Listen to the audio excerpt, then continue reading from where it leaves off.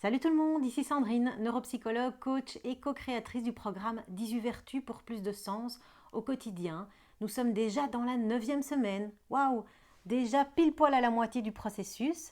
Et cette semaine, nous sommes dans la non-irritabilité. Oi, oi, oi, oi, oi. Comment est-ce que vous avez vécu cette semaine? Alors, dites-moi un petit peu quelles ont été vos expériences de bonne ou de mauvaise humeur. Est-ce que vous avez pu observer des sensations physiques et puis des expressions, même verbales, de cet agacement, de cette irritation, de cette colère? Est-ce que vous avez pété les plombs à un moment donné? Et puis surtout, comment vous avez fait pour gérer tout ça? Parce que la colère est une émotion pas facile à accepter, ni dedans, ni dehors. Alors, pour ceux qui découvrent ce programme, eh bien, vous pouvez nous rejoindre très simplement sur 18vertus.com. Je vous mets un lien juste ici en dessous. Et donc, chaque semaine, eh bien, je vous propose une nouvelle vertu à expérimenter, à vivre pour remettre plus de sens dans votre quotidien. Il vous suffit de regarder la petite vidéo d'accueil que je vous ai préparée. Je vous explique tout. Vous recevez des super visuels chaque semaine à télécharger que Emi Sakurai nous a préparé avec amour. Bref, je vous laisse regarder tout ça. Et donc, pour ceux qui ont vécu la non-irritabilité cette semaine, je suis curieuse de voir quelles ont été vos stratégies. Parce que moi, de mon côté, je dois dire que j'ai été assez gâtée. J'ai rencontré pas mal de petites situations d'énervement, d'agacement. Par exemple, comme mon fils qui a renversé tout le pot de sucre le matin au petit déjeuner. Juste au moment de partir à l'école, c'est très pratique. Mais voilà, j'ai pu gérer ça plus ou moins convenablement au niveau des émotions. Par contre, j'ai eu beaucoup de chance parce que j'ai vécu une expérience difficile, voire choquante. Et là, je me suis dit, ça c'est génial, c'est quand même incroyable de voir à quel point ces vertus tombent toujours pile poil au moment où on en a besoin. Et donc, je vous raconte un petit peu, le week-end passé, j'étais en formation, j'étais en train de faire un exercice avec une autre participante. Et puis les personnes qui nous louaient le local, qui ne savaient pas trop de quoi il s'agissait, à la fin de la formation, nous ont demandé de quitter les lieux. Ils ont éteint la lumière pour nous faire sortir.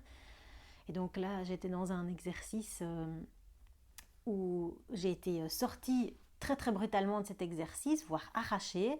Je me suis sentie très très mal, je me suis sentie non respectée. Et puis le lendemain matin, quand je me suis réveillée, eh bien, j'ai ressenti une colère comme j'avais rarement dû gérer. Donc j'avais une boule dans le ventre, j'avais les mâchoires complètement serrées, j'avais envie de tout péter. Et c'est là que je me dis, ah, je suis censée être dans la non-irritabilité. C'est quand même drôle, hein, comme la vie nous envoie toujours des cadeaux. Donc ce qui s'est passé, c'est que la première chose que j'ai faite par rapport à la non-irritabilité, c'est que j'ai commencé simplement à respirer. J'ai pris 10 minutes, un quart d'heure le matin pour respirer et expirer surtout toute cette tension qui était dans le bide, dans les mâchoires. Et petit à petit, j'ai commencé à me sentir apaisée en me concentrant sur ma respiration. Deuxième étape, j'ai été trouver les personnes qui m'avaient mis dans cet état de colère et je leur ai fait un feedback. Voilà ce qui s'est passé, voilà les faits, voilà comment je me sens par rapport à ça.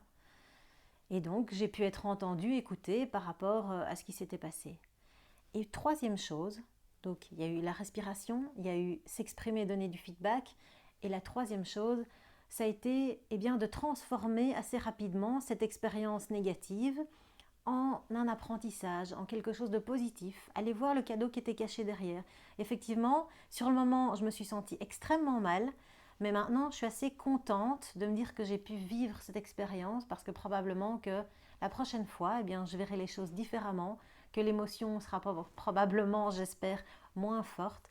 Donc voilà, transformer rapidement les expériences négatives en un apprentissage et voir qu'est-ce qu'on peut retirer. Et puis partager aussi, partager autour de vous les expériences que vous vivez dans la colère.